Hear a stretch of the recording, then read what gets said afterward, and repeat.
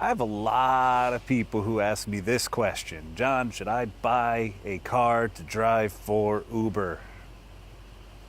And here's the thing, an answer to that question might not be so obvious. I mean, a lot of people say, well, driving Uber is going to be my livelihood, right? You know, a lot of these people they want to commit to driving full time, and they want to, they believe the hype about making tons of money being an Uber driver.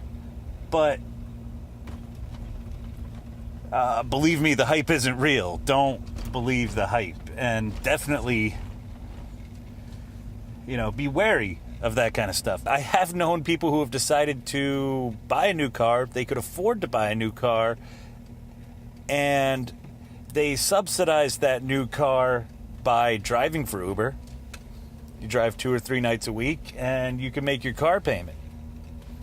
Not a bad little gig if you want to get a new car without having to, if you're going to get a new car anyway, or if you want to subsidize the cost of a new car, maybe Uber could be a plausible thing. But to actually purchase a car to drive Uber is borderline insanity. See, the way I look at it is, no, you shouldn't buy a car for Uber.